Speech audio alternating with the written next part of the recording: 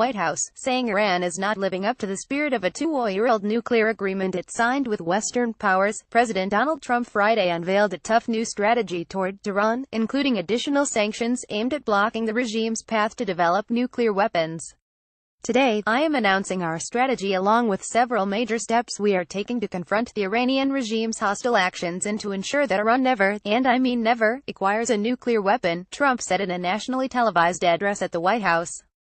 He stopped short of pulling the United States out of the 2015 deal involving Iran, the permanent members of the United Nations Security Council plus Germany and the European Union. But he said he would no longer certify Iran's compliance with its terms, effectively giving Congress 60 days to consider whether further action is necessary. We cannot and will not make this certification, Trump said. We will not continue down a path whose predictable conclusion is more violence, more terror and the very real threat of Iran's nuclear breakout. Watch, we cannot and will not make this certification congressional action. He said he had directed his administration to work closely with Congress and our allies to address the deal's many serious flaws, so that the Iranian regime can never threaten the world with nuclear weapons. In the event we are not able to reach a solution working with Congress and our allies, then the agreement will be terminated, Trump said. It is under continuous review and our participation can be cancelled by me, as president, at any time. The president also announced additional sanctions against Iranian individuals and leaders, including members of the brutal Islamic Revolutionary Guard Corps. The Revolutionary Guard is the Iranian supreme leader's corrupt personal terror force and militia, Trump told the nation.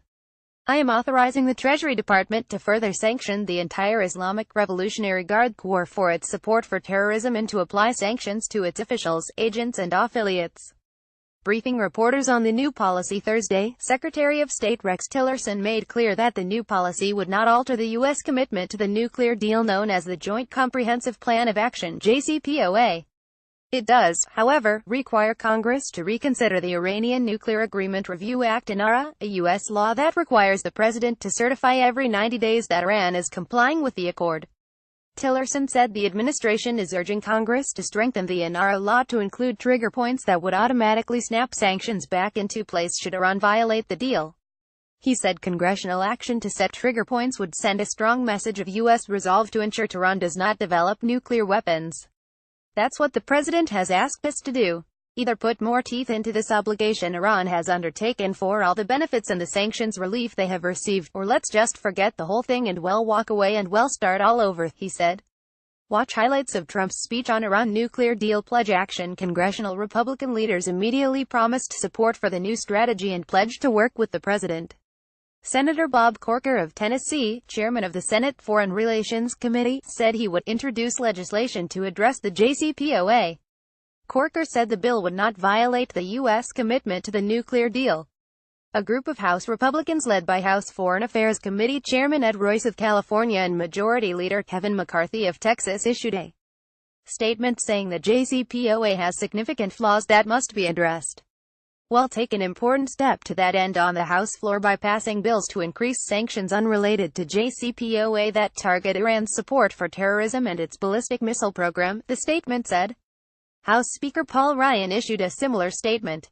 Watch, Trump says Iran non-compliant with nuke deal. Democratic reactions were more critical. Sen. Bob Melendez, a member of the Foreign Relations Committee, said Trump's move to decertify Iran's compliance does nothing to achieve U.S. policy objectives.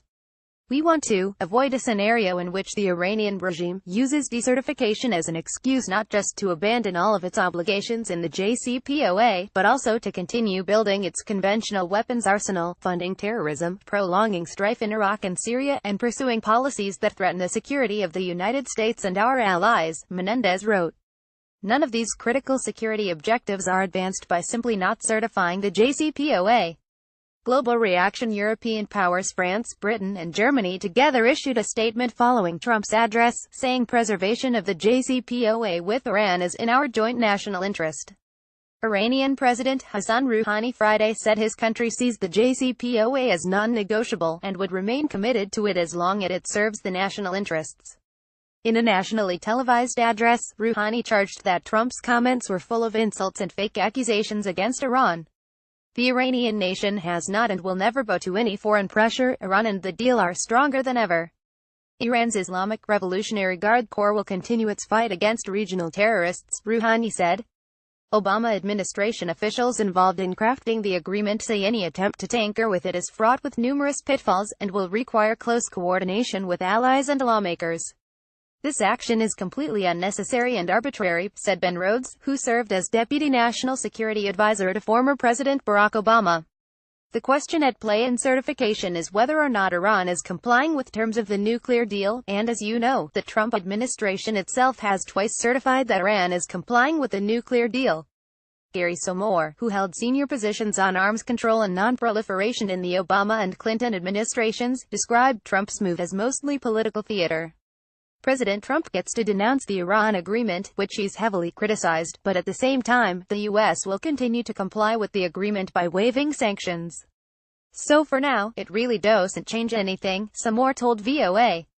President Trump found it embarrassing and irritating to have to certify this bad deal every 90 days, and he made it clear to his advisors that he wasn't going to do that anymore, Somore added. And they've come up with a way for him to stop performing this task but not destroy the agreement.